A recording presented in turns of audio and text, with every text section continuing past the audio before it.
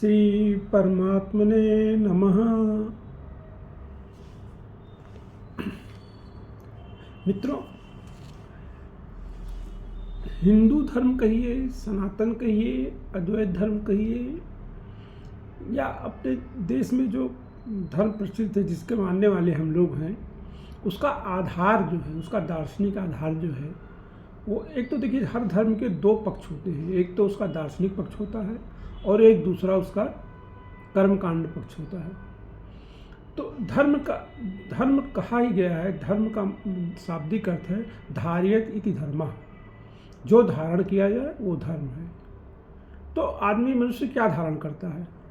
मनुष्य जो है वो अपने शरीर पे क्या धारण करता है? वस्त्र धारण करता है।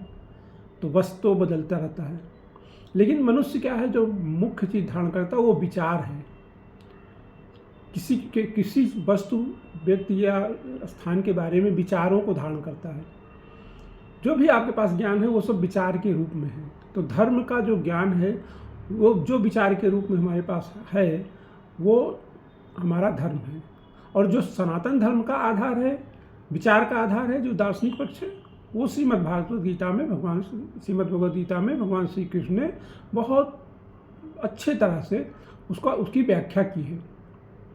तो श्रीमद् भगवद गीता की बहुत सारी टीकाएँ की गई हैं, बहुत सारे टीका लिखा जा चुका है, जिसका मतलब कोई और छोर नहीं है। पार समुद्र की तरह भगवद गीता की टीका लिखी गई है। लोग मजाक में कहते हैं श्रीमद् भगवद गीता ऐसा ग्रंथ है जिसकी कोई भी आदमी जो इसकी टीका कर सकता है। कोई भी आदमी इसकी मतलब टीका कर सकता है। जो कम पढ़ा लिखा आदमी है, नहीं जानता उसको, तो भी उसकी टीका कर सकता है। लेकिन जो बहुत ऐसे तो मतलब प्रशंसा नहीं करनी चाहिए कहीं, लेकिन जो बहुत सबसे सटीक टीका और जो बहुत अच्छी टीका है और विशिष्ट टीका है वो स्वामी राम सुखदास जी ने की है, साधक संजीवनी नाम का ग्रंथ में। तो अभी ग्रंथ लेके पढ़ना वो तो थोड़ा कठिन होता है बैठ के। तो मैंने सोचा कि इस ग्रंथ के कुछ श्लोक अपने रोज़ जो है इसकी टीका करेंगे, साधक संजीवनी से ही करेंगे। उसमें कोई अपना मतलब विचार नहीं है। जो स्वामी जी ने कहा है साधक संजीवनी में, जो टीका की है, वो टीका हम आप लोगों को सुनाएंगे। आप लोग उसको प्रेम से सुनिए और जो भी सुने उसको गुनना भी बहुत ज़रूरी है।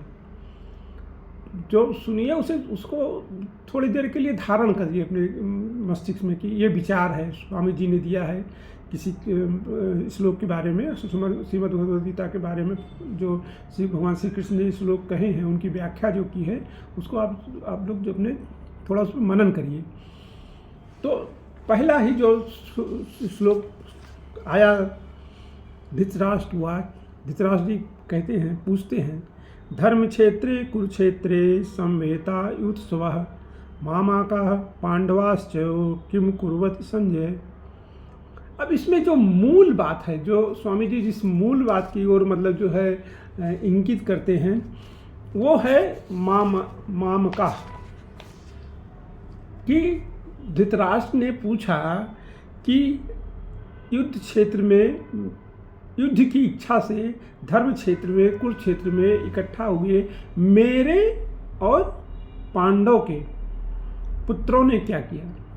तो ये जो जीवन की सारा गुत्थम गुत्था शुरू होती है, जो जीवन की सारी कहानी किस्सा शुरू होता है, वो केवल इसी वर्ष से शुरू होता है, मामका, कि मेरे और पांडु के पुत्रों ने। ये नहीं कहा धृतराष्ट्र ने कि मेरे और मेरे भतीजों ने। अगर ऐसा भी धृतराष्ट्र ने कहा होता कि मेरे और मेरे भतीजों ने, तो शायद मतलब ये जो 18 अक्षौहिणी सेना जो है नष्ट हो गई कुरुक्षेत्र में, वो नष्ट नहीं होती। मेरे और पांडु के पुत्रों ने। तो जहाँ भगवान राम से जब लक्ष्मण जी ने पूछा वनवास के समय, जब सीता जी का हरण हो गया, तो जो पूछा, एक बार बैठे थे तो उन्होंने पूछा कि भाई ये मुझे बताइए कि माया क्या है, ब्रह्म क्या है सब। तो भगवान ने पहला ही वाक्य बोला, पहला ही एक ही मतलब लाइन, मैं और मोर तोड़ते माया, यह मेरा है और यह मेरा नहीं है, मतलब तुम्हारा है। तो यही जो है, यह मेरा है और यह तुम्हारा है, मतलब जो कुछ मेरा है वो मुझे प्रिय है, जो कुछ मेरा नहीं है, तुम्हारा है, उससे मेरा कोई लेना देना नहीं है। या तो मतलब यहाँ से क्या हुआ, राग और द्वेष शुरू हुआ कि जो मेरा है उसके प्रति मुझे राग है, और जो मेरा नहीं है उसके प्रति मुझे या तो विराग है। अगर विराग भी है तो बड़ी बात है, लेकिन क्या है, सामान्यतः क्या होता है कि जो मेरा है उसके प्रति राग है, और जो मेरा नहीं है उसके प्रति मुझे द्वेष है।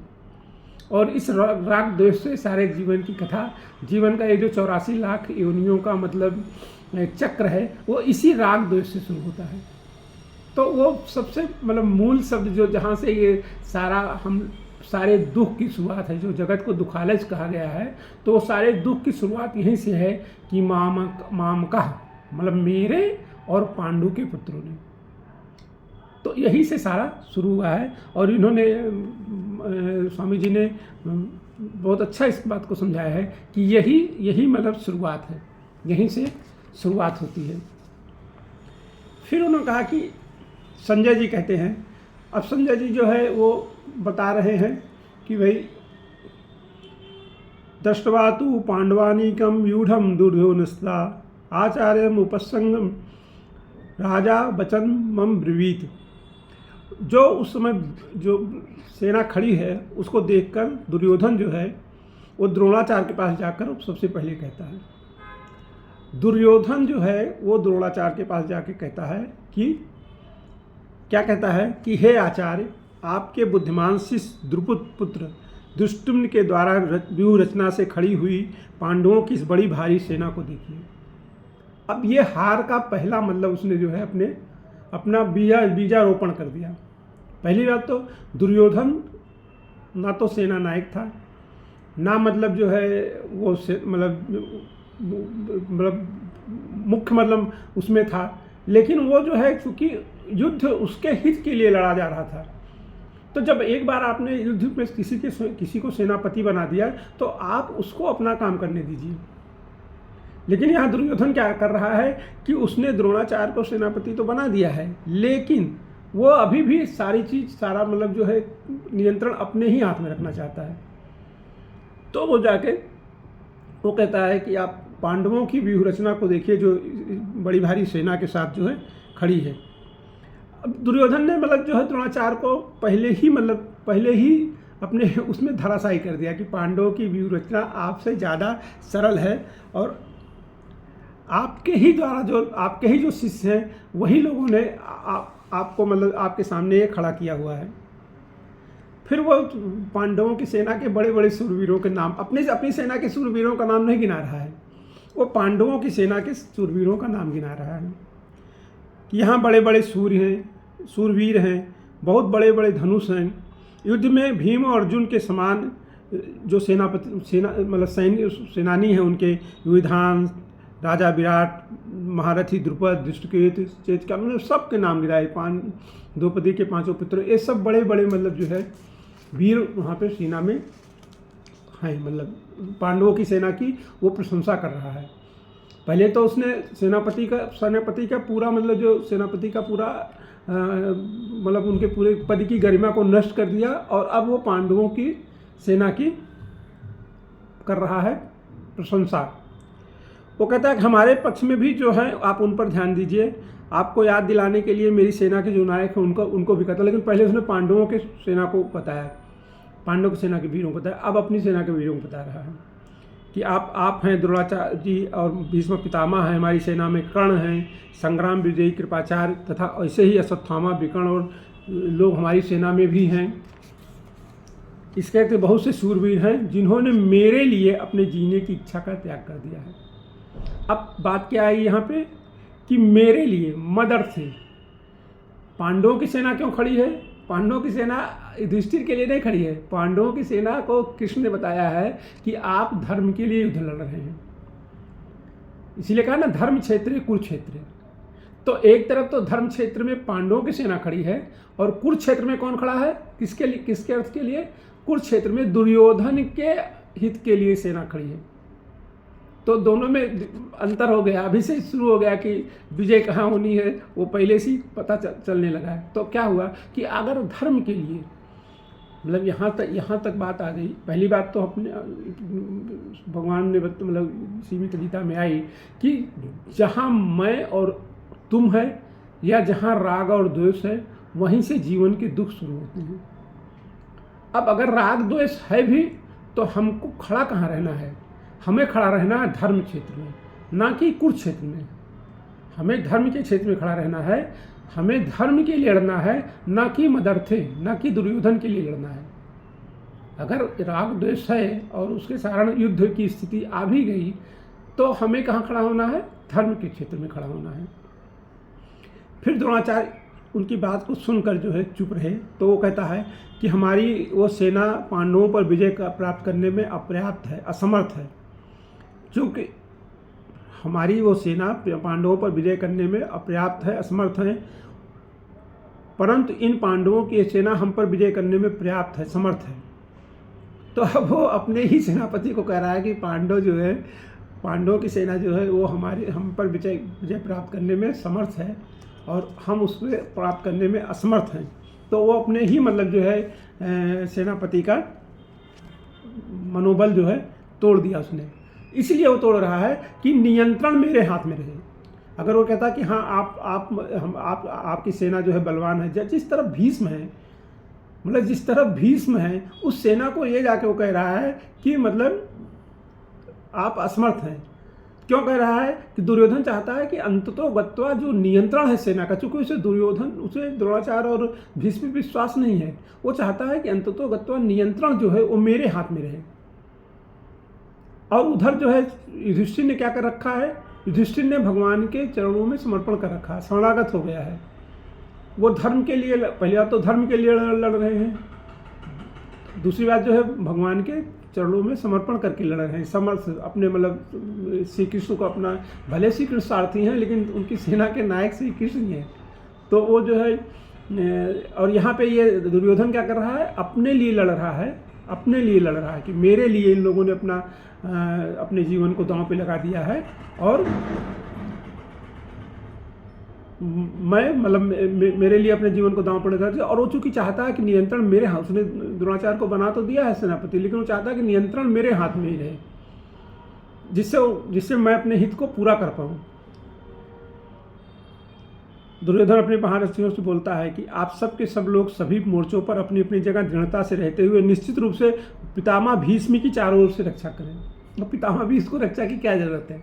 वो पितामह भीष्म की तरफ सारे लोगों को, अपने सारे सैनिकों को लगा रहा है कि उसको ऐसा लग रहा है कि कहीं ऐसा ना हो कि पितामह भीष्म जो है वो मतलब पांडवों के पक्ष में कोई अंदर काम कर दे। मतलब उसके मन में जो भय है, जो संदेह है, संशय है भीष्म जो है प्रतिज्ञा के साथ लड़ रहे हैं, लेकिन उसके मन में संशय है भीष्म को लेकर। वो कहता है आप सब लोग भीष्म की रक्षा करो। उसके हृदय में हर्ष उत्पन्न करते हुए कौरवों में वृद्ध विशाली पद्मान सिंह के समान गरजते, क्योंकि उन्होंने उसकी बात सुनकर करने के बाद भी जो है भीष्म ने अपना जो सिंह के समान अपना जो है शंख बजाया। अब सारे लोग इसमें फिर अपने अपने शंख बजाते हैं, सबके शंख बजते। उसका सफ़ेद घोड़ों से युक्त महान रथ पर बैठे हुए लक्ष्मी पर भगवान श्री कृष्ण और पांडुपुत्र अर्जुन ने भी अपने दिव्य शंखों को जोर से बजाया। मतलब युद्ध की शुरुआत हो गई।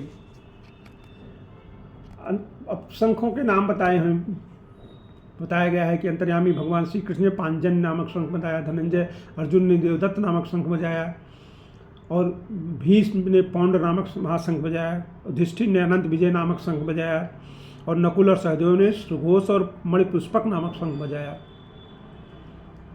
उसके बाद जो है और लोगों ने भी अपने अपने शंख बजाए, और पांडव सेना के उस शंख शेष जो है जो दुर्योधन की सेना के मतलब सैनिक थे, उनको मतलब उनके हृदयों को विदीर्ण कर दिया, मतलब उनको भय हुआ।